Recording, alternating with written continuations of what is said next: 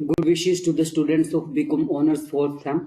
आज का video lecture का हमारा टॉपिक है hypothesis test for a proportion. ये चैप्टर 7 हाइपोथेसिस टेस्टिंग का लास्ट चैप्टर है। इस टॉपिक के साथ ही ये चैप्टर हमारा खत्म हो जाएगा, hypothesis test for a proportion.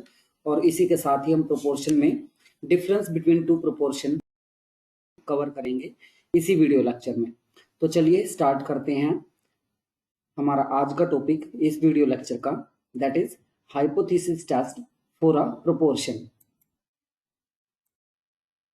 In this we will cover hypothesis test for a proportion and difference between two population proportions। तो चलिए स्टार्ट करते हैं आज का topic, hypothesis test for a proportion। The approach to conduct a hypothesis test of a proportion consists of 4 steps। These are: state the hypothesis, formulate an analysis plan, analyze sample data and interpret the results। इससे पहले भी जितने हमने hypothesis test किए हैं वहां पर भी हमने यही 4 स्टेप जो हैं वो परफॉर्म किए हैं। यहाँ पर प्रोपोर्शन के केस में हाइपोथेसिस कैसे स्टेट करेंगे, एनालिसिस प्लान कैसे फॉर्मुलेट करेंगे, सैंपल डाटा कैसे एनालाइज करेंगे और रिजल्ट को कैसे इंटरप्रेट करेंगे, आइए ये डिस्कस करते हैं। तो सबसे पहला स्टेप जो है हमारा वो है state the hypothesis.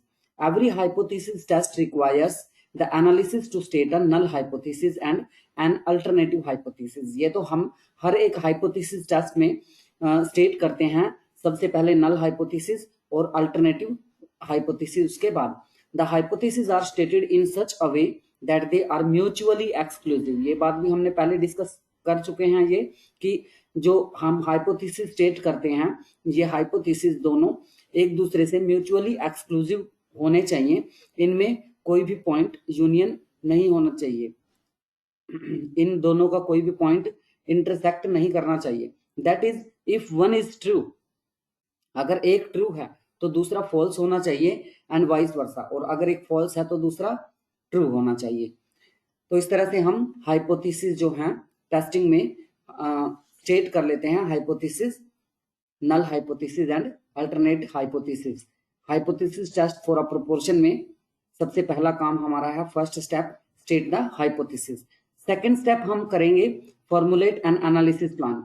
Means second step में हम अपने एनालिसिस प्लान को फॉर्मुलेट करेंगे कि हमें करना क्या है। एनालिसिस जो है, हमें एनालिसिस से रिलेटेड जो फैक्ट्स हैं वो उनको हम फॉर्मुलेट करेंगे। The analysis plan describes how to use sample data to accept और reject the null hypothesis. Analysis plan जो हम बनाते हैं वो हमें क्या दर्शाता है कि सैंपल डाटा जो है वो उसके बिहाफ पर, जो सैंपल डाटा आपने कलेक्ट किया है उसको इस तरह से एनालाइज करते हैं आप कि उसके बेसिस पर नल हाइपोथेसिस को रिजेक्ट या एक्सेप्ट कर सकें, जिससे कि आपका फाइनल कंक्लूजन निकल पाए। It should specify the following elements. इसमें कौन कौन से एलिमेंट्स होने चाहिए? सिग्निफिकेंस लेवल और टेस्ट मेथड। एनालिसिस प्लान में हम क्या डिसाइड करते हैं? एक तो अपना सिग्निफिकेंस लेवल, कि कितने परसेंट सिग्निफिकेंस लेवल पर हमें ये टेस्ट कंडक्ट करना है, और उसके अलावा हमें कौन सा मेथड इसके लिए अप्रोप्रिएट है उसको चूज करके, और वो हमें यहाँ पर डिसाइड करना है कि कौन सा मेथड इसमें हमें अप्लाई करना होगा। तो सिग्निफिकेंस लेवल में often researchers choose significance level equal to 1%, 5% and 10%, but any value between 0 and 1 can be used. आप अपने जो आपका ऑब्जेक्टिव है रिसर्च का, उस ऑब्जेक्टिव के हिसाब से अपना सिग्निफिकेंस लेवल जो है वो चूज कर सकते हैं, और डाटा के नेचर के बेसिस पर। दूसरा है test method. Use one sample Z test to determine whether the hypothesized population proportion differ significantly from the observed sample proportion. हम कौन सा मेथड यूज करते हैं इसमें? Z टेस्ट यूज करेंगे, डिटरमाइन करेंगे whether the hypothesized population proportion differs, कि जो हमने पॉपुलेशन प्रोपोर्शन हाइपोथेसाइज किया है क्या वो डिफरेंट है सिग्निफिकेंटली जो हमने प्रोपोर्शन का सैंपल ऑब्जर्व किया है। मींस सैंपल और हाइपोथेसाइज्ड पॉपुलेशन प्रोपोर्शन में जो डिफरेंस है वो सिग्निफिकेंट है या नहीं है, मीन्स वो एक दूसरे से डिफरेंट हैं या फिर दोनों सेम हैं।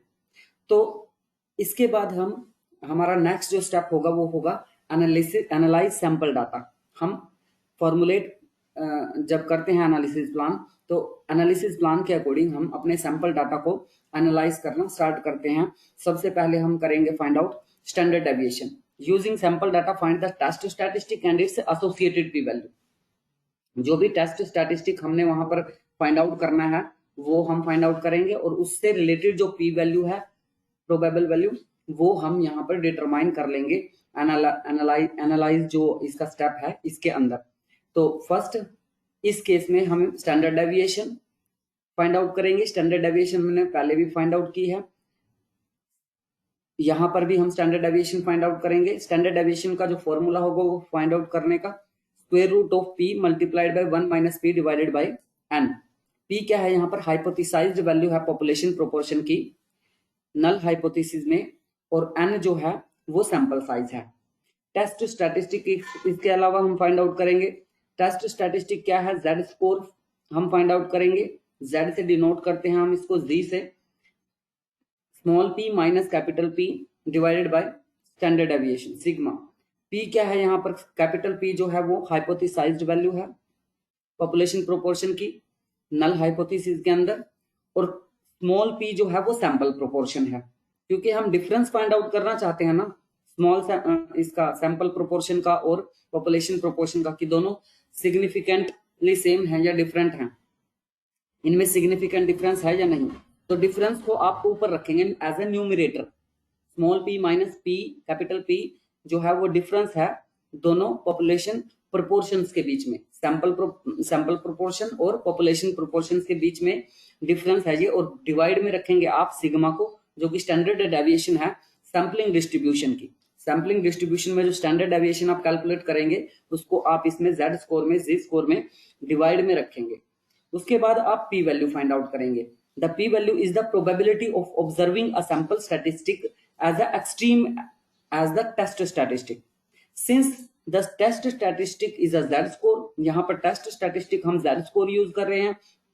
Use the normal distribution calculator to assess the probability associated with the Z score. यहाँ पर हम नॉर्मल डिस्ट्रीब्यूशन कैलकुलेटर यूज कर सकते हैं क्या असेस करने के लिए, जो जेड स्कोर से एसोसिएटेड प्रोबेबिलिटी है, पी वैल्यू है, उसको फाइंड आउट करने के लिए। तो हमारे यहाँ पर 3 स्टेप इसके साथ ही कंप्लीट हो जाते हैं। State the hypothesis, formulate an analysis plan, analyse the sample data. Sample data में हम स्टैंडर्ड डेविएशन, टेस्ट स्टैटिस्टिक और associated P value find out कर लेते हैं। लास्ट स्टेप जो हमारा इसका होगा वो है इंटरप्रेटिंग द रिजल्ट्स। जो हमारे रिजल्ट्स हैं उनको हम इंटरप्रेट करेंगे कि नल हाइपोथेसिस और अल्टरनेटिव हाइपोथेसिस में नल हाइपोथेसिस को एक्सेप्ट करेंगे या रिजेक्ट करेंगे। If the sample finding are unlikely, जो सैंपल फाइंडिंग्स जो हैं आपने जो डिटरमाइन की हैं वो unlikely given the null hypothesis, the researcher rejects the null hypothesis. अगर वो अनलाइक हैं तो रिसर्चर क्या करेगा? नल हाइपोथेसिस को रिजेक्ट कर देगा। Typically this involves comparing the P value to the significance level. आप पी वैल्यू जो आपने कैलकुलेट की है उसको सिग्निफिकेंस लेवल से कम करेंगे, और यदि पी वैल्यू जो है वो सिग्निफिकेंस लेवल से कम होगी तो आप नल हाइपोथेसिस को रिजेक्ट कर देंगे, और अगर पी वैल्यू जो है वो सिग्निफिकेंस लेवल से ज्यादा होगी तो आप नल हाइपोथेसिस को एक्सेप्ट कर लेते हैं। नल हाइपोथेसिस के रिजेक्ट करने का मतलब है कि अल्टरनेटिव हाइपोथेसिस को आप एक्सेप्ट कर लेते हैं, और नल हाइपोथेसिस को सेलेक्ट एक्सेप्ट करने का मतलब है कि अल्टरनेटिव हाइपोथेसिस आपका रिजेक्टेड ही है ऑलरेडी। तो एक एग्जांपल के हेल्प से हम इसको परफॉर्म करते हैं। 2 टेल्ड टेस्ट लार्ज सैंपल के केस में यहाँ पर सैंपल जो है हमने ग्रेटर देन 30 लिया है। स्टेटमेंट देखिए, एग्जांपल नंबर 9 ले रहे हैं। A company claims that 80% of his 10 lakh customers are very satisfied. एक कंपनी क्लेम करती है कि उसके 10 लाख कस्टमर्स में से 80% जो हैं वो वेरी सेटिस्फाइड हैं। टू टेस्ट दिस क्लेम, इस टेस्ट को क्लेम करने के लिए हम क्या करेंगे? A researcher served 100 customers. In 10 lakh customers में से 100 का उसने सैंपल लिया, he found that 73% are very satisfied. उसने ये रिजल्ट उसमें से सैंपल डाटा से उसका फाइंड आउट हुआ कि 73% जो है वो सेटिस्फाइड हैं. Based on survey can we reject the company's hypothesis? क्या हम इस सर्वे के अकॉर्डिंग जो 100 सैंपल्स का जो डाटा कलेक्ट किया गया है और ये पाया गया कि 73% जो है वो वेरी सेटिस्फाइड हैं, क्या इस बेसिस पर कंपनीज के जो हाइपोथेसिस हैं, कंपनीज का जो क्लेम है कि 80% जो कस्टमर्स हैं वो सेटिस्फाइड हैं, क्या हम उसको रिजेक्ट करेंगे या एक्सेप्ट करेंगे? और इसमें बोला गया है कि सिग्निफिकेंस लेवल जो है आपने 5% यूज करना है, 0.05% use of 0.05 level of significance. तो इसमें हम वही स्टेप्स परफॉर्म करेंगे, 4 स्टेप्स. सबसे पहला स्टेप है आपका state the hypothesis. Hypothesis state करेंगे आप, नल हाइपोथेसिस और अल्टरनेटिव हाइपोथेसिस. यहां पर क्लेम क्या किया गया है कि 80% सेटिस्फाइड है, मींस पॉपुलेशन प्रोपोर्शन जो है आपका वो 80% है. 0.80 जो है वो आपका है इक्वल टू है 0.80 के, तो ये आपका नल हाइपोथेसिस हो गया. P इज इक्वल टू 0.80, क्योंकि ये क्लेम क्या कह रहा है कि वेरी सेटिस्फाइड है 80%. तो प्रोपोर्शन जो है पॉपुलेशन प्रोपोर्शन इसमें इक्वल टू 0.80 आपने as a null hypothesis state कर लिया. इसके बाद हम अल्टरनेटिव हाइपोथेसिस स्टेट करेंगे. अल्टरनेटिव हाइपोथेसिस में क्या आ जाएगा, इज नॉट इक्वल टू 0.80, कि भाई उसका क्लेम जो है वो गलत है, उनका 80% जो उसके कस्टमर्स हैं वो सेटिस्फाइड वेरी सेटिस्फाइड के केस कैटेगरी में नहीं आते. इसका मतलब प्रोपोर्शन जो है that is not equal to 0.80. यहां पर नोट करने वाली बात यह है कि ये जो हाइपोथेसिस हैं वो टू टेल्ड टेस्ट कंटेन करते हैं, क्योंकि इक्वल नॉट इक्वल है. यहाँ पर नॉट इक्वल अल्टरनेटिव हाइपोथेसिस जो है वो नॉट इक्वल है, तो यहाँ पर टू टेल्ड टेस्ट आपका, वन टेल्ड और टू टेल्ड टेस्ट हमने पिछले चैप्टर्स में कवर किया था. तो उस बेसिस पर, उन कंसेप्ट्स के बेसिस पर हम यहाँ से कंक्लूजन निकाल सकते हैं कि ये जो टेस्ट है वो टू टेल्ड टेस्ट यहाँ पर एप्लीकेबल है. The null hypothesis will be rejected if the sample proportion is too big or if it is too small. Null hypothesis जो है आपका रिजेक्ट कर दिया जाएगा अगर सैंपल प्रोपोर्शन ज्यादा लिया है आपने बहुत, और या फिर बहुत ही छोटा आपने सैंपल कलेक्ट किया है. दूसरा आपका स्टेप है एनालिसिस प्लान आप बनाएंगे. यहाँ पर एनालिसिस प्लान में सिग्निफिकेंस लेवल आपने डिसाइड कर लिया 5% है, और दूसरा क्या यहाँ पर यूज करेंगे, Z स्कोर आप यूज करेंगे. ये भी एनालिसिस प्लान का पार्ट है, आप लिख लेंगे कि इसमें आप Z स्कोर फाइंड आउट करेंगे. दूसरा एनालिसिस, तीसरा जो स्टेप है आपका वो है analyse sample data. Sample data को एनालाइज करेंगे, जैसा कि हमने इसी टॉपिक को डिस्कस करते हुए कंसेप्ट्स में स्टेप वाइज में हमने ये पढ़ा कि सैंपल डाटा को एनालाइज करते हुए हमें क्या क्या फाइंड आउट करेंगे, स्टैंडर्ड डेविएशन, टेस्ट स्टैटिस्टिक्स और पी वैल्यू. तो स्टैंडर्ड डेविएशन फाइंड आउट करने के लिए हमारे पास क्या फॉर्मूला है, square root of capital P multiplied by 1 minus capital P divided by n. Capital P क्या है यहाँ पर, हाइपोथेसाइज्ड value of population proportion in the null hypothesis, और स्मॉल p क्या है, सैंपल प्रोपोर्शन, n क्या है, स्मॉल सैंपल साइज. तो इन सब की वैल्यू आपको पता ही है, इन सब की वैल्यू इस फॉर्मूला में पुट कर देंगे. कैपिटल P की जो वैल्यू है वो क्या है, 80% मान के चला है, वो क्लेम उसका 80% 0.8 जो है कैपिटल P की वैल्यू है, और 1 माइनस P क्या आ जाएगा, 0.2 आ जाएगा. 0.8 को 0.2 से मल्टीप्लाई करेंगे आप और डिवाइड करेंगे n से. n क्या है यहाँ पर, कितने का सैंपल कलेक्ट किया है आपने, 100 का. देखिए स्टेटमेंट में अब हमने पढ़ा था कि कितने का सैंपल कलेक्ट किया है, 100 का, तो n की वैल्यू यहाँ पर क्या आ जाएगी, 100. तो इसको कैलकुलेट करने से हमारा स्टैंडर्ड डेविएशन जो आया है वो 0.04 आ जाता है. Square root of 0.0016 is equal to 0.04. इसके अलावा हम सैंपल डाटा के एनालिसिस में क्या फाइंड आउट करेंगे, Z स्कोर. Z स्कोर कैसे फाइंड आउट करेंगे, डिफरेंस ऊपर रखेंगे प्रोपोर्शंस का, और नीचे क्या रखेंगे, स्टैंडर्ड जो है स्टैंडर्ड एरर को आप नीचे डिनोमिनेटर में रखेंगे. तो small p minus capital P. Small p क्या है आपका, सैंपल साइज जो है sample proportion. P capital P जो है आपका हाइपोथेसाइज्ड वैल्यू है नल हाइपोथेसिस की. स्मॉल p जो है वो सैंपल प्रोपोर्शन है, और n जो है वो सैंपल साइज है. इन सभी के बेसिस पर आप इसमें p minus P divided by S जो है वो भी फाइंड आउट कर लेंगे। स्मॉल p क्या है 73.73, ये कहां से आया 73? देखो जब उसने 100 का सैंपल लिया था स्टेटमेंट में, स्टेटमेंट पे चलिए दोबारा, स्टेटमेंट है ये, स्टेटमेंट में देखिए क्या लिखा हुआ है, he found that 73% are very satisfied. कैसे फाउंड किया उसने? 100 का जो उसने 100 कस्टमर्स का सैंपल लिया था, उस सैंपल का उसने रिजल्ट निकाला, उस सैंपल पर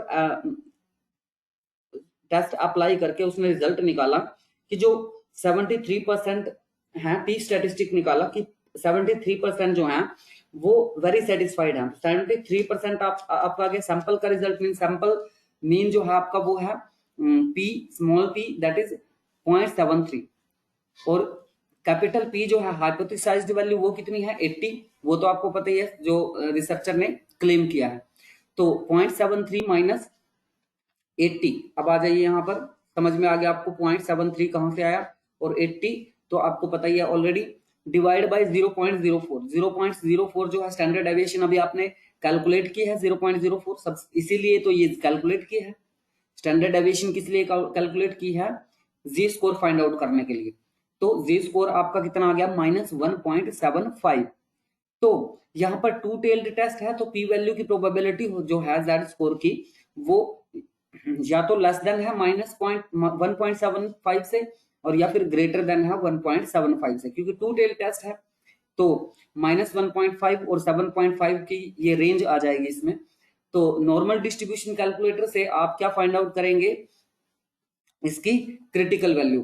तो यहाँ पर z जो है वो लेस देन -1.75 है, तो इसकी वैल्यू आ जाती है 0.04, और मैंने आपको वीडियो भेज रखा है कि कैसे ये चेक करते हैं। जब z ग्रेटर देन है 1.75 तब भी 0.04 है, दोनों को आप ऐड कर लेंगे, कितना आ गया 0.08, तो p वैल्यू जो आपकी आ गई वो है 0.08। नेक्स्ट स्टेप जो कि लास्ट स्टेप है आपका, उसमें क्या करते हैं, रिजल्ट को इंटरप्रेट करते हैं, p वैल्यू को आप कंपेयर करते हैं सिग्निफिकेंस लेवल से। p वैल्यू को आप सिग्निफिकेंस लेवल से कंपेयर करेंगे कि p वैल्यू जो है वो सिग्निफिकेंस लेवल से कम है या ज्यादा है। सिग्निफिकेंस लेवल इस स्टेटमेंट में हमें क्या दिया हुआ है 5%, मींस 0.05 से p वैल्यू ग्रेटर है या स्मॉलर है। p वैल्यू कितनी आई है हमारी 0.08, वो 0.05 से तो ज्यादा है, इसलिए हम नल हाइपोथेसिस को रिजेक्ट कर देंगे। नल हाइपोथेसिस को रिजेक्ट करने का मतलब क्या है कि जो क्लेम किया था रिसर्चर ने कि उसके कस्टमर्स जो हैं वो 80% वेरी सेटिस्फाइड है, तो वो क्लेम जो है उसका सही नहीं है, इसलिए नल हाइपोथेसिस जो है हमने रिजेक्ट कर दिया इस बेसिस पर। इसके बाद हम ये देखेंगे कि इस टेस्ट को हम एमएस एक्सेल में कैसे अप्लाई कर सकते हैं, एमएस एक्सेल में इसको कैसे सोल्व कर सकते हैं, इसी प्रॉब्लम को, सेम प्रॉब्लम को ही लेकर हम एमएस एक्सेल में सोल्व करके देखेंगे, जो कि आपका एक्सपेरिमेंट है। ये एक्सपेरिमेंट आप एज एन एक्सपेरिमेंट आपने प्रैक्टिकल फाइल के लिए प्रिपेयर करना है। तो आइए इससे रिलेटेड जो है हम एक्सपेरिमेंट परफॉर्म करते हैं एमएस एक्सेल के अंदर। तो चलिए ओपन करते हैं एमएस एक्सेल। तो चलिए एमएस एक्सेल में इस प्रॉब्लम को सोल्व करते हैं। प्रॉब्लम हमारी स्टेटमेंट वही है, सेम स्टेटमेंट। हमारे पास नल हाइपोथेसिस है p is equal to 0.80 and alternative hypothesis p is not equal to 0.80। Significance level आपके पास कितना है 0.05, ये आपका फर्स्ट स्टेप है। सेकेंड स्टेप हम क्या करेंगे, वर्कशीट में डाटा एंटर करेंगे। डाटा हमारे पास क्या है, लेबल्स हैं और कुछ वैल्यूज हैं। लेबल्स क्या हैं, लेबल्स में हमारे पास x की वैल्यू है, स्मॉल x, n की वैल्यू है, और आपके पास p की वैल्यू है। इनकी वैल्यूज क्या हैं, वैल्यूज आप स्मॉल x की जो आपने फाइंड आउट किया था अभी स्टेटमेंट में, मैंने आपको समझाया भी था, जो कि 73 है। नेक्स्ट है n, नंबर ऑफ ऑब्जर्वेशंस आपने सैंपल एज ए सैंपल कितने लिए हैं 100। नेक्स्ट है आपका कि कितना जो क्लेम है वो लेके चला है, प्रोपोर्शन कितना है 0.80, 0.80 है आपका। तो अब हम क्या करेंगे, इससे हमें एनालिसिस फाइंड आउट करना है, जो टेस्ट अप्लाई करना है हमें यहाँ पर MS एक्सेल में, वो है प्रोपोर्शन वर्सेस हाइपोथेसाइज्ड वैल्यू। जैसे कि हमने पिछले एक्सपेरिमेंट में किसका यूज किया, मेगा स्टैट का। तो हम फिर से किस में जाएंगे, डाटा में, डाटा रिबन में जाके हम मेगा स्टैट ऑप्शन पर क्लिक करेंगे। मेगा स्टैट ऑप्शन पर क्लिक करते ही हमारे पास ये पॉपअप मेन्यू खुल के सामने आएगा, और इसमें हम क्या करना चाह रहे हैं, हाइपोथेसिस टेस्ट करना चाह रहे हैं। मीन वर्सेस हाइपोथेसाइज्ड वैल्यू हम पहले कर चुके हैं, 2 इंडिपेंडेंट ग्रुप्स को कंपेयर कर चुके हैं, पेयर्ड ऑब्जर्वेशंस को कर चुके हैं। अब आज का टॉपिक है हमारा प्रोपोर्शन वर्सेस हाइपोथेसाइज्ड वैल्यू। तो प्रोपोर्शन वर्सेस हाइपोथेसाइज्ड वैल्यू हम यहाँ पर यूज करेंगे इस प्रॉब्लम को सोल्व करने के लिए। तो ऑब्जर्व वैल्यू हमारी क्या है, ऑब्जर्व वैल्यू जो कि हमने ऑब्जर्व की है सैंपल से। उस रिसर्चर ने 100 सैंपल्स का डाटा लिया था, 100 कस्टमर्स को ऑब्जर्व किया, और उसका जो रिजल्टेंट आया था, अभी मैंने स्टेटमेंट में आपको समझाया था, वो कितना है, 73। हाइपोथेसाइज्ड वैल्यू कितनी है, हाइपोथेसाइज्ड वैल्यू कितने लेकर चला, वो 0.80। उसका जो क्लेम है वो है कि उसके कस्टमर्स जो हैं वो 80% वेरी सेटिस्फाइड हैं। और यहाँ पर अल्टरनेटिव हाइपोथेसिस नॉट इक्वल रहेगा, क्योंकि आप अल्टरनेटिव नल हाइपोथेसिस में लेके चले हैं कि इक्वल टू 0.80 है। तो अल्टरनेटिव हाइपोथेसिस यहाँ पर क्या है आपका, नॉट इक्वल। और सिग्निफिकेंस लेवल आप कितना यूज करें, 95%, 5% सिग्निफिकेंस लेवल पर कॉन्फिडेंस इंटरवल जो होगा 95%। तो इसके बाद इन सब चीजों को आप एंटर करके सेलेक्ट करके तो ओके का बटन दबाएंगे। ओके का बटन दबाते ही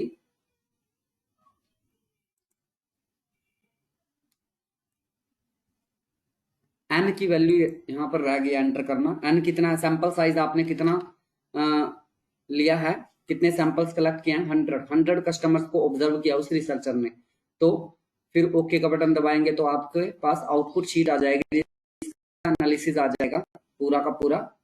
देखिए ऑब्जर्व वैल्यूज ये हैं और हाइपोथेसाइज्ड वैल्यूज ये हैं। स्टैंडर्ड एरर आपको कैलकुलेट करके बता दिया 0.04, जी की वैल्यू बता दी -1.75, पी वैल्यू जो है टू टेल्ड वो 0.0801 है।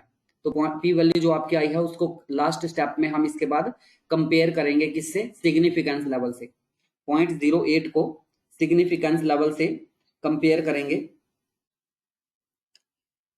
0.08 को किससे, सिग्निफिकेंस लेवल आपका 0.05 है, जैसे पिछले मैनुअल में हमने किया कंपेयर। तो 0.08 जो कि पी वैल्यू है वो ग्रेटर देन सिग्निफिकेंस लेवल है, 0.05 से ग्रेटर है पी वैल्यू जो आपकी 0.08 है। तो इसलिए हम नल हाइपोथेसिस को यहाँ पर एक्सेप्ट कर लेते हैं।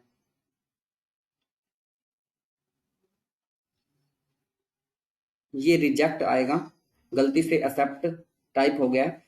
0.08 जो है सिग्निफिकेंस लेवल से ग्रेटर है, तो हम नल हाइपोथेसिस को रिजेक्ट कर देते हैं। नेक्स्ट है आपका one tailed test for large samples.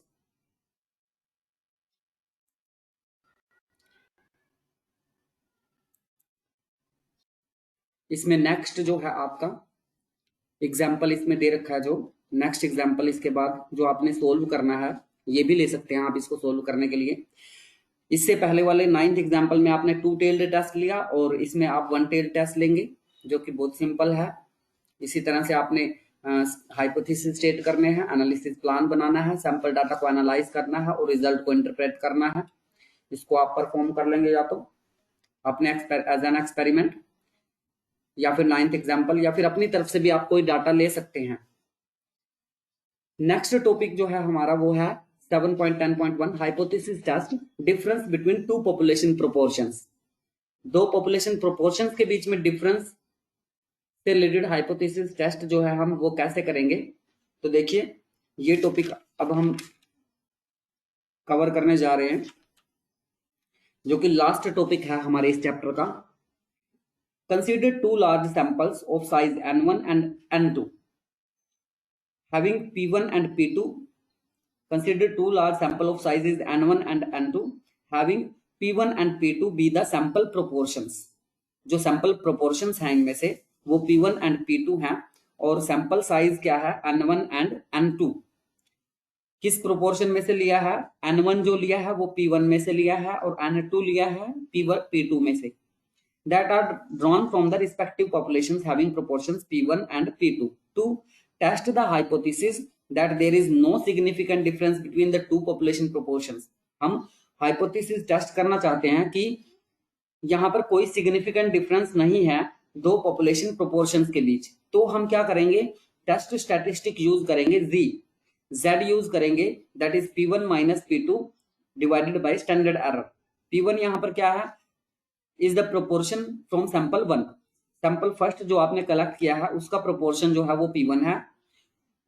Sample 2 जो आपने कलेक्ट किया है उसका प्रोपोर्शन P2 है और SE जो है वो स्टैंडर्ड एरर है सैंपलिंग डिस्ट्रीब्यूशन का। तो ये जी की वैल्यू जब आप फाइंड आउट कर लेंगे तो फिर पी वैल्यू फाइंड आउट करके सिग्निफिकेंस लेवल से कंपेयर कर लेंगे। इसमें देखिए एक एग्जांपल की हेल्प से हम समझते हैं कि difference between two population proportions के केस में हाइपोथेसिस टेस्ट जो है वो कैसे कंडक्ट किया जा सकता है। पहले हम मैनुअली करेंगे और फिर MS एक्सेल में इसको परफॉर्म करेंगे। मैनुअली करते हैं पहले इसको सोल्व। एग्जाम्पल नंबर 11 देखिए इसी पेज पर, पेज नंबर 142 पर left side, state a drug company develops a new drug to prevent colds. सर्दी को ठीक करने के लिए एक ड्रग बनाई गई, डेवलप की गई एक ड्रग कंपनी के द्वारा। दवाइयों की कंपनी है तो एक दवाई बनाई गई नई कोल्ड के लिए। The company claims that drug is equally effective for main and women. Company जो है वो क्या क्लेम कर रही है? अब कंपनी ये नहीं कर रही है कि इतने % ये इफेक्टिव है या इतने पॉपुलेशन पर ये इफेक्टिव है। अब ये क्लेम कर रही है दो तरह के उसके प्रोपोर्शन में से, उसके पॉपुलेशन में से दो तरह के जो सैंपल्स हैं उन पर कितना कितना इफेक्टिव है। वो कह रहे हैं कि company claims that drug is equally effective for man and women. Man और वुमेन पर जो है वो इक्वली इफेक्टिव है। इसका मतलब है कि इफेक्टिवनेस मैन पर और वुमेन पर इस ड्रग की इक्वल है। मींस इनके बीच में कोई डिफरेंस नहीं है, यानी कि P1 जो है वो P2 के इक्वल है। ये नल हाइपोथेसिस लेकर आप चलेंगे। और दूसरा इक्वल नहीं है के केस में मैन पर जो इफेक्टिवनेस है, वुमेन पर जो इफेक्टिवनेस है इस ड्रग की, अगर वो दोनों पर इक्वली इफेक्टिव नहीं है तो इसका मतलब क्या है कि P1 जो है वो नॉट इक्वल टू P2 है। इसलिए आप अल्टरनेटिव हाइपोथेसिस क्या लेके चलेंगे? P1 is not equal to P2। तो हाइपोथेसिस कैसे स्टेट किए गए हैं इसमें वो आपको समझ में आ गया। P1 is equal to P2, P1 is not equal to P2 क्यों लिया गया है? देखिए यहां पर ये कह रहा है कि the company claims that, company क्या क्लेम कर रही है कि जो नई दवाई बनी है वो मैन और वुमेन पर बराबर इफेक्टिव है। बराबर इफेक्टिव है का मतलब मैन पर का जो पॉपुलेशन प्रोपोर्शन है वुमेन के पॉपुलेशन प्रोपोर्शन के इक्वल है। हाइपोथेसाइज्ड वैल्यू और अल्टरनेटिव हाइपोथेसिस इसके विपरीत हम क्या लेकर चलेंगे? P1 is not equal to P2। अब स्टेटमेंट में देखिए कि इस टेस्ट को क्लेम करने के लिए उन्होंने 100 वुमेन्स और 200 मेंस का सैंपल जो है वो सेलेक्ट किया। कितने आदमी सेलेक्ट किए? 200 और औरतें कितनी सेलेक्ट की? 100। कितने वॉलंटियर में से पूरी पॉपुलेशन जो है, टोटल पॉपुलेशन वो कितनी है? वो है 1 लाख। 1 लाख व्यक्तियों की पॉपुलेशन में से उन्होंने 200 आदमियों और 100 औरतों को एज ए सैंपल लिया और स्टडी किया। At the end of study, उस स्टडी के एंड में क्या पाया गया उनके द्वारा कि 38% औरतें जिनको कोल्ड पाया गया जबकि वो ये दवाई ले रही थी, और 51% आदमियों को कोल्ड पाया गया। तो ये तो इनइफेक्टिवनेस दे दी ना उनकी। जो इनइफेक्टिवनेस है मींस इतनी इफेक्टिवनेस नहीं है। 38% कोल्ड पाया गया तो इसका मतलब जो क्योर हुए हैं कोल्ड से वो 100 में से 38 निकाल दो। ऐसे 51 जो है 49% मैन जो है वो ठीक हुए हैं, इफेक्टिव हुए हैं। किससे? उस ड्रग से, उस मेडिसिन से। Based on these findings can we reject the company's claim. इन फाइंडिंग्स के बेसिस पर क्या हम कंपनी के क्लेम को, जो जिस क्लेम में ये कहता है कि इनकी जो दवाई है वो इक्वली इफेक्टिव है आदमी और औरतों के लिए, तो क्या हम उस नल हाइपोथेसिस को रिजेक्ट करेंगे या फिर सेलेक्ट करेंगे? और क्या बोला गया कि use a 0.05% level of significance 0.05 level of significance means level of significance आपने कितना लेना है? 5% लेना है। सबसे पहले हमने हाइपोथेसिस स्टेट करना है, जो कि मैंने आपको समझा ही दिया है। हाइपोथेसिस स्टेट करने में हम नल हाइपोथेसिस लेंगे, P1 is equal to P2। क्यों लिया है वो मैंने आपको बताया अभी। Alternative hypothesis P1 is not equal to P2। This hypothesis constitute two tailed test. Equal not equal है, नॉट इक्वल के केस में यहाँ पर टू टेल्ड टेस्ट एप्लीकेबल होगा, और नल हाइपोथेसिस जो है वो रिजेक्ट कर दिया जाएगा यदि पॉपुलेशन का प्रोपोर्शन जो है वो, यदि आप ज्यादा लेते हैं, बहुत ज्यादा, और या फिर बहुत कम लेते हैं। नेक्स्ट आ जाइए पेज नंबर 143 पर। तीसरा स्टेप जो है आपका होता है formulate and analysis plan. Analysis plan में आप क्या करेंगे? सिग्निफिकेंस लेवल डिसाइड करेंगे, कितना है वो तो स्टेटमेंट में दे रखा है, देखिए।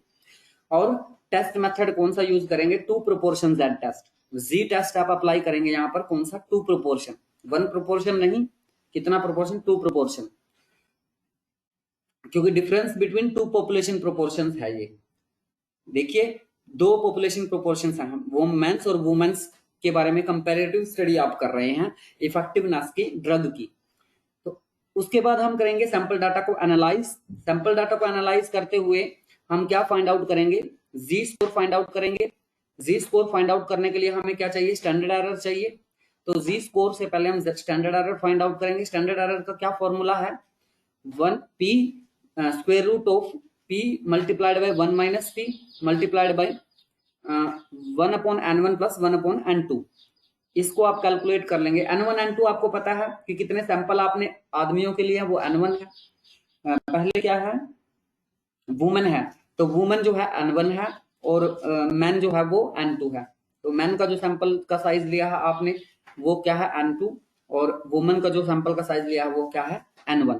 तो देखिए, वुमेन का जो सैंपल लिया था आपने n1 वो कितने का लिया था? 100, और मैन का जो लिया था सैंपल n2 वो कितना है? 200। तो 1 अपॉन 100 प्लस 1 अपॉन 200 आ गया यहाँ पर। कैलकुलेशंस में देखिए आप, स्क्वायर रूट ऑफ p की वैल्यू क्या है? स्मॉल p की वैल्यू 0.467। 467 कहां से आ गया ये? 4 यानी कि 0.467 का मतलब क्या? 0.47 है ये। देखिए यहाँ पर 38% वुमेन्स जो हैं वो, उनको कोल्ड पाया गया। कितने परसेंट वुमेन को? 38%। पी को कैसे कैलकुलेट करेंगे? यहाँ पर पी को कैलकुलेट करने का ऊपर फॉर्मूला दिया गया है इससे, P multiplied bye n1 plus P2 multiplied by n2। ये कंबाइंड निकाल लिया दोनों का आपने, combined P1 n1 plus P2 n2। Combined standard deviation निकाल रहे हैं आप दोनों की। तो कंबाइंड आपको P चाहिए, जिसको कि फाइंड आउट कैसे कर सकते हैं आप? P1 n1 plus P2 n2 divided by n1 plus n2। इस फॉर्मूले को अप्लाई करने के बाद आपकी जो P की वैल्यू है वो 0.467 आई। इसको आप स्टैंडर्ड एरर की इस फॉर्मूले में पुट कर देंगे 0.467 multiplied by 1 minus P. 1 minus P क्या आ जाएगा? 1 माइनस 0.467 क्या आ जाएगा? 0.533। तो यहाँ पर 0.533 आ गया। और 1 upon n1 plus 1 upon n2 की वैल्यू क्या आ जाएगी? 1 अपॉन 100 प्लस 1 अपॉन 200। n1 और n2 अभी अब मैंने आपको बताया 100 और 200 है। तो इसको आप फाइंड आउट करेंगे तो स्क्वायर रूट जो अंदर वाला ये पोर्शन है, इसकी जो वैल्यू आ जाती है कैलकुलेट करके वो 0.003733। इसको आप कैलकुलेटर से सोल्व करेंगे, इसका स्क्वायर रूट निकालेंगे तो क्या आ जाएगा? 0.061। इस तरह से फिर आप क्या फाइंड आउट करेंगे? Z score. Z score P1 minus P2 upon standard error. P1 आपका क्या है? 0.38, जैसा कि इसमें दे ही रखा है, और P2 जो है वो क्या दे रखा है? 51%, मीन्स 51 यहां पर ले लेंगे आप। 0.38 minus 0.51 divided by standard error अभी आपने फाइंड आउट किया 0.061, इसको अपॉन में ले लेंगे तो इक्वल किसके आ जाएगा? जी की वैल्यू क्या आ जाएगी यहाँ पर? -2.13। यहाँ पर P1 क्या है, सैंपल प्रोपोर्शन है सैंपल 1 में से, P2 सैंपल प्रोपोर्शन है सैंपल 2 में से, और सैंपल N1 जो है वो सैंपल साइज है फर्स्ट सैंपल का, और N2 जो है वो सेकेंड सैंपल का साइज है। ये मैंने आपको अभी बता ही दिया। Since we have two tail test, क्योंकि हमें पता कि ये टू टेल टेस्ट है, तो पी वैल्यू जो है प्रोबेबिलिटी जो है वो जी स्कोर जो है वो लेस देन -0.23 -2.13 और ग्रेटर देन 2.13। जो ये वैल्यू आई है -2.13, इसकी एक रेंज बन जाएगी, क्योंकि टू टेल टेस्ट है कि कहां से स्टार्ट है -2.13 से और कहां तक है 2.13, या तो लेस देन -2.13 और greater than 2.13। We use the normal distribution table to find, इस इन वैल्यूज को फाइंड आउट करने के लिए नॉर्मल डिस्ट्रीब्यूशन टेबल, उस टेबल को में से वैल्यू देखना, मैंने आपको एक वीडियो शेयर किया हुआ है, उसमें से आप वैल्यू देख लेंगे इनकी। जी लेस देन -2.13 के केस में जो वैल्यू है वो क्या आएगी 0.017, और ग्रेटर देन 2.13 के केस में आप देखेंगे वहां पर टेबल में तो वैल्यू आएगी 0.017।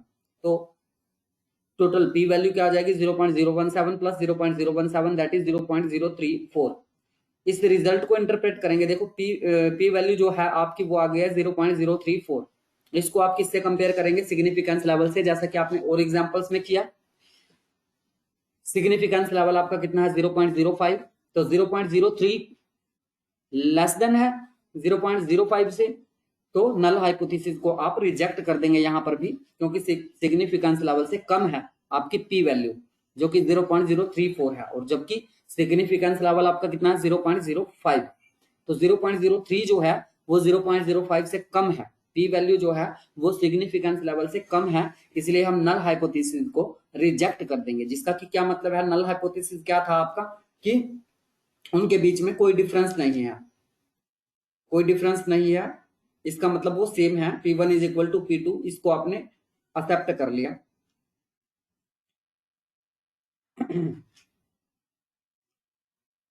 रिजेक्ट कर दिया इसने, और अल्टरनेटिव हाइपोथेसिस आपका अल्टरनेटिवली सेलेक्ट हो गया, P1 is not equal to P2, means cure जो है उन दोनों की सेम नहीं है, इक्वल इफेक्टिव नहीं है मैन और वुमन पर। इसका मतलब क्या है कि इक्वल इफेक्टिव नहीं है। उन्होंने क्या कहा था कि इक्वल इफेक्टिव है, नल हाइपोथेसिस क्या है हमारा कि इक्वल इफेक्टिव है। नल हाइपोथेसिस को हमने रिजेक्ट कर दिया, इसका मतलब क्या है कि वो जो मेडिसिन उन्होंने बनाई है, इन्वेंट की है, वो इक्वल इफेक्टिव नहीं है मैन और वीमेन पर, अलग अलग इफेक्ट है उनके आदमियों और औरतों पर। तो देखिए नेक्स्ट इसी एग्जाम्पल को हम एमएस एक्सेल में सोल्व करना सीखेंगे। एमएस एक्सेल में कैसे इसको हम फाइंड आउट कर सकते हैं। सबसे पहले हमें इस डाटा को वर्कशीट में एंटर करना होगा। एमएस एक्सेल में चलते हैं, चलिए एमएस एक्सेल में हम नई शीट ले लेते हैं, कंट्रोल नई शीट ले ली हमने। उस शीट को हम क्लोज कर देते हैं जिस पर हमने पहला एक्सपेरिमेंट किया था। ये देखिए पहला एक्सपेरिमेंट है, चलो इसको भी रहने देते हैं। बुक टू सेकंड बुक ले ली हमने, यहाँ पर कंट्रोल एन से नई बुक ले ली, वर्कबुक नई ले ली हमने। इसमें हम सबसे पहले ये इस एग्जाम्पल से रिलेटेड डाटा एंटर करेंगे। कुछ लेबल्स हैं हमारे पास और उनकी वैल्यूज हैं। तो क्या लेबल्स हैं आपके पास, प्रोपोर्शंस के केस में स्टडी कर रहे हैं आप, दो सैंपल साइज हैं N1 और N2, N1 N2 है, और X1 X2, N1 N2 X1 X2 है आपके पास। ये क्या क्या है आपके पास, N1 N2 X1 X2, इनकी वैल्यूज क्या हैं। N1 है आपका, कितने का सैंपल लिया आपने, वुमन का 100 का, और N2 मेंस का कितना लिया है, 200 का सैंपल लिया है। ठीक है, स्टेटमेंट में जो गिवन है ना वही आपको यहाँ पर पुट करना है बस, बाकी सब कुछ आपको अपने आप फाइंड आउट करके दिखा देगा एमएस एक्सेल। X1 क्या है 38, और X2 क्या है 102, 102। X1 और X2 यहां पर आपने ले लिया।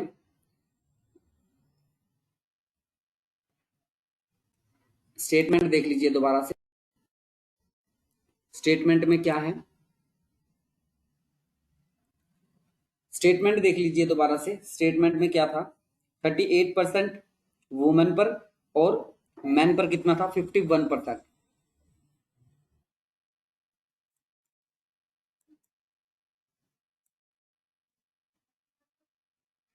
तो अब क्या करते हैं, हमें क्या करना है, मेगा स्टैट अप्लाई करनी है इसमें। मेगा स्टैट ऑप्शन कहां पर है, डाटा में जाएंगे, मेगा स्टैट क्लिक करेंगे, हाइपोथेसिस टेस्ट पहले से सिलेक्टेड है, इसमें हम प्रोपोर्शन वर्सेस हाइपोथेसाइज्ड वैल्यू पिछले एग्जांपल में कर चुका है, पिछले टॉपिक में। अब हम क्या करेंगे, इंडिपेंडेंट प्रोपोर्शंस को, दो इंडिपेंडेंट प्रोपोर्शंस हैं आपके पास n1 और n2, इनको कंपेयर करने जा रहे हैं। तो इनको कंपेयर करेंगे इस ऑप्शन से, कंपेयर टू इंडिपेंडेंट प्रोपोर्शंस, ये टॉपिक है आपका। कंपेयर करेंगे ग्रुप फर्स्ट जो है, पहला ग्रुप जो है उसमें उसकी वैल्यूज लिखेंगे यहाँ पर कितनी है। पहले ग्रुप में P क्या है आपका 38, और पहले ग्रुप में N नंबर ऑफ ऑब्जर्वेशन कितनी लेकर चले हैं आप 100। 100 आदमियों को सेलेक्ट किया था इन्होंने सैंपल के लिए। ग्रुप 2 में आप वैल्यू डालेंगे, P जो है वो कितना है 102 और N कितना है 200। इसके अलावा हाइपोथेसाइज्ड डिफरेंस 0 लेकर चले हैं आप। अल्टरनेटिव क्या है, नॉट इक्वल है। और कॉन्फिडेंस इंटरवल कितना लेके चले हैं 95%, वो भी स्टेटमेंट में दे रखा है। ये सब वैल्यू आपने यहाँ पर लिख दी, ओके का बटन दबाएंगे और फिर एनालिसिस आपका आ जाएगा, आउटपुट यहाँ पर आ जाएगी, क्या है देखिए, P1 और P2 की कंपेरेटिव स्टडी यहाँ पर दिखा दी इन्होंने। इसको स्टडी करके आप देखिए, P वैल्यू भी लास्ट में आपको गिवन है 0.334। इस P वैल्यू को आप क्या करेंगे, कंपेयर करेंगे सिग्निफिकेंस वैल्यू से, सिग्निफिकेंस लेवल से, जो कि क्या है 0.03 क्या है, कम है या ज्यादा है, 0.05 से कम है। तो कम के केस में क्या करेंगे, नल हाइपोथेसिस को यहां पर भी रिजेक्ट कर देंगे। तो इस तरह से हम MS एक्सेल की हेल्प ले सकते हैं हाइपोथेसिस टेस्टिंग में, किसके लिए, in comparing two independent proportions. हम हाइपोथेसिस टेस्टिंग में दो इंडिपेंडेंट प्रोपोर्शन को कंपेयर करने के लिए MS एक्सेल में मेगा स्टैट की हेल्प से हाइपोथेसिस टेस्टिंग में एक ऑप्शन का यूज कर सकते हैं, जैसे कि मैंने अभी आपको उस ऑप्शन का यूज करके बताया। मेगा स्टैट ऑप्शन में, मेगा स्टैट में जो आपका मेगा स्टैट एडिन है, उसमें हाइपोथेसिस टेस्ट के अंदर आप क्या सेलेक्ट करेंगे, compare two independent proportions, compare two independent proportions. तो इस तरह से ये आपके दो एक्सपेरिमेंट आज कंप्लीट हो गए, 6th और 7th एक्सपेरिमेंट, जो कि आपने प्रैक्टिकल फाइल के लिए प्रिपेयर करने में है। चलिए फिर से सिलेबस में जाते हैं। लास्ट टॉपिक है इस चैप्टर का आपका, लास्ट टॉपिक है इस चैप्टर का आपका, ये था एग्जांपल। लास्ट टॉपिक है what are type first and type second errors. Type first और टाइप सेकंड एरर्स क्या हैं, when you do a hypothesis test, जब भी आप हाइपोथेसिस टेस्ट करते हैं तो दो तरह के एरर्स जो हैं वो पॉसिबल हैं, टाइप 1 और type 2। The risk of these two errors are inversely related. इन दोनों के रिस्क जो हैं वो इनवर्सली रिलेटेड हैं और लेवल ऑफ सिग्निफिकेंस से डिटरमाइन कर सकते हैं आप, या और पावर फॉर द टेस्ट से, पावर फॉर द टेस्ट आप निकालेंगे या फिर level of significance find out करेंगे, तो आप ये पता लगा सकते हैं कि जो ये दो एरर्स हैं वो किस तरह से एक दूसरे से इनवर्सली इंटर रिलेटेड हैं। Therefore, you should determine which error has more severe consequences for your situation before you define their risk. No hypothesis test is 100% certain. 100% certainty किसी हाइपोथेसिस टेस्ट की नहीं है। तो यहाँ पर जो सिग्निफिकेंस लेवल आप यूज करते हैं वो 95%, 98%, 99% तक हम ले सकते हैं। 100% सिग्निफिकेंस लेवल यहाँ पर मौजूद नहीं है। तो ये लिखा भी हुआ जैसा कि no hypothesis test is 100% certain. यहाँ पर कोई भी हाइपोथेसिस टेस्ट जो है वो 100% सर्टेन नहीं है, लेकिन आप देखिए जरा कि 99% तक आपकी सर्टेनिटी है हाइपोथेसिस टेस्ट में, तो 99% क्या कम है? 99% आप फ्यूचर के लिए फोरकास्ट कर रहे हैं, वो क्या कम है? Because the test is bias based on probabilities. जो टेस्ट है वो प्रोबेबिलिटीज पर बेस्ड है। There is always a chance of drawing an incorrect conclusion. यहाँ पर इनकरेक्ट कंक्लूजन ड्रॉ करने का चांस हमेशा रहता है, क्योंकि प्रोबेबिलिटी पर बेस्ड है ये। अब वन बाय वन हम इनको पढ़ते हैं, डिस्कस करते हैं कि टाइप 1 एरर क्या होता है और टाइप 2 एरर क्या होता है। What is type 1 error. When the null hypothesis is true and you reject it, अगर null hypothesis true है और आप इसको reject कर देते हैं गलती से, you make type first error. आप का जो error होगा उसका type क्या होगा? type 1. The probability of making a type 1 error is a, which is the level of significance you set. Probability क्या है type 1 error को करने की? जो कि लेवल ऑफ सिग्निफिकेंस है, जो कि आप सेट करते हैं किसी भी हाइपोथेसिस टेस्ट के लिए, अल्फा से डिनोट करते हैं, जैसे कि 5%, 3%, 2%, ये आप सेट करते हैं 5% चांस। अल्फा जो है अगर आपने 0.05 लिया है, ये क्या इंडिकेट करता है कि आप जो है वो 5% चांस कि आपके जो नल हाइपोथेसिस के रिजेक्ट होने के रॉन्ग हो सकते हैं, वो उसके 5% चांसेस हैं। 3% पर ऐसे 3%, 2% पर, 1% पर। टू लोअर दिस रिस्क, इस रिस्क को कम करने के लिए you must use a lower value of for a की जो है अल्फा की लोअर वैल्यू लेने चाहिए आपने, सिग्निफिकेंस लेवल जो है वो कम लेना चाहिए। However using a lower value for alpha means that you will be less likely to detect a true difference if one really exist. दूसरा है आपका type 2 error, when the null hypothesis is false and you fail to reject it. जबकि आपका नल hypothesis जो है वो गलत है, जैसे कि क्लेम जो है वो झूठा किया हुआ है, उसको टेस्ट कर रहे हैं, आपको पता है वो फॉल्स है, लेकिन फिर भी आप उसको रिजेक्ट नहीं कर पाते टेस्ट के बेसिस पर, you make type second error. तब आपने क्या किया? टाइप सेकंड एरर किया है। The probability of making a type second error is beta, या इसको किससे डिनोट करेंगे? बीटा से, which depends on the power of the set. ये किस पर डिपेंड करती है? पावर ऑफ द सेट पर। You can decrease you risk of committing a type second error by ensuring your test has enough power. आप ये estimate करेंगे कि आपके टेस्ट की पावर क्या है, इनफ पावर होनी चाहिए, तब इसका मतलब होगा कि आपने टाइप सेकंड एरर जो है वो कमिट नहीं किया है। You can do this by ensuring your sample size is large enough. अगर आपका सैंपल साइज जो है वो सफिशिएंट लार्ज है किसी भी प्रैक्टिकल डिफरेंस को डिटेक्ट करने के लिए कि वो ट्रूली एग्जिस्ट करता है या नहीं करता है, तो उसके लिए इनफ लार्ज सैंपल साइज आप लेंगे। The probability of rejecting the null hypothesis when it is false is equal to 1 minus beta. Probability null hypothesis को रिजेक्ट करने के लिए जब ये फॉल्स है तो वो इक्वल होगी 1 माइनस बीटा के। This value is the power of set, ये पावर ऑफ सेट है। और इसको आप कैसे कैलकुलेट करेंगे? देखिए नल हाइपोथेसिस और डिसीजन क्या है, इस टेबल, इसकी टेबल बनी हुई है। अब देखिए डिसीजन जो है आपने लिया है ट्रू और आप fail to reject correct. Decision जो है आपका प्रोबेबिलिटी जो है 1 माइनस अल्फा है। रिजेक्ट करेंगे आप type first error, rejecting the null when it is true. Type second error क्या है? Fail to reject the null when it is false. आप फेल हो जाते हैं नल को रिजेक्ट करने में, जबकि ये फॉल्स है। प्रोबेबिलिटी बीटा है यहाँ पर। करेक्ट डिसीजन प्रोबेबिलिटी जो है 1 माइनस बीटा, जबकि रिजेक्शन के केसेस में तो इस टेबल को हम स्टडी करके एनालाइज कर सकते हैं कि टाइप 1 एरर और टाइप सेकंड एरर क्या है, किस तरह से कमिट होते हैं ये।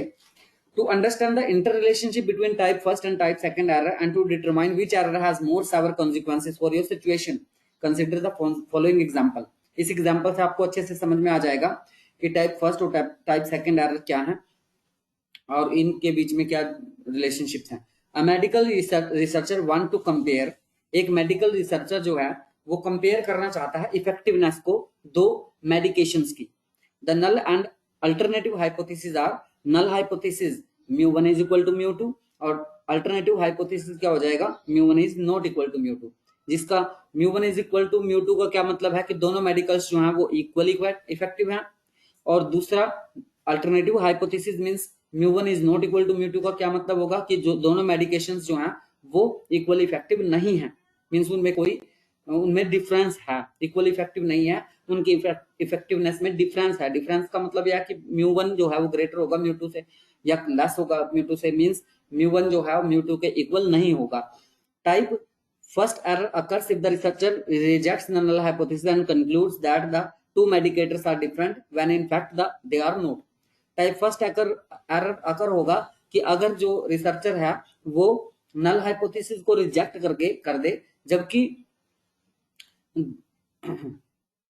concludes that the two medications are different।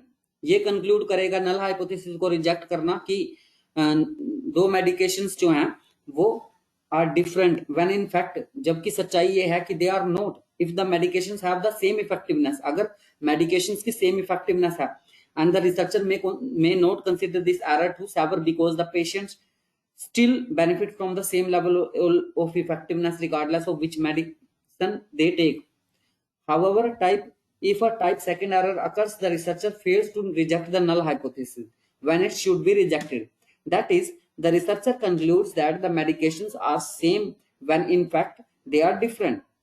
This error is potentially life-threatening if the less effective medication is used instead of the more effective one. तो इस एग्जांपल से आपको समझ में आ गया होगा टाइप 1 और टाइप सेकेंड एरर। तो इसी के साथ ही हमारा ये चैप्टर जो है वो खत्म होता है। नेक्स्ट वीडियो लेक्चर में हम नेक्स्ट चैप्टर स्टार्ट करेंगे, काई स्क्वायर टेस्ट, बहुत ही इंपॉर्टेंट चैप्टर है। उसमें भी हमारे नेक्स्ट एक्सपेरिमेंट है, एक एक्सपेरिमेंट हमारा काई स्क्वायर टेस्ट में से है और उसके बाद एक एक्सपेरिमेंट हमारा 9th चैप्टर में से है जो कि एनालिसिस ऑफ वेरिएंस है, और एक एक्सपेरिमेंट हमारा एसपीएसएस से है। तो तीनों ही बहुत इंपॉर्टेंट है। नेक्स्ट जो वीडियो लेक्चर्स आपके आएंगे वो 8th chapter chi square test का एक वीडियो लेक्चर होगा, एक या एक से ज्यादा भी हो सकते हैं, डिपेंड ऑन टॉपिक्स।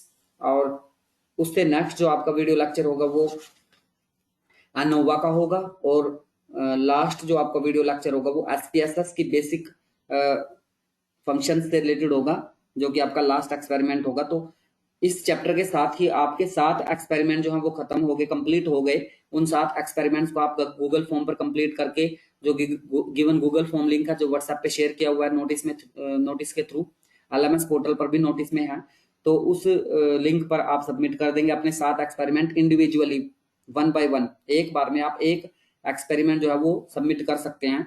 अब आपके 3 एक्सपेरिमेंट रह गए, 3 चैप्टर रह गए, काई स्क्वायर टेस्ट, एनोवा और लास्ट जो है आपका बेसिक एसपीएसएस। तो ये 3 चैप्टर्स आप नेक्स्ट वीडियो लेक्चर्स में डिस्कस करेंगे हम। Thank you class.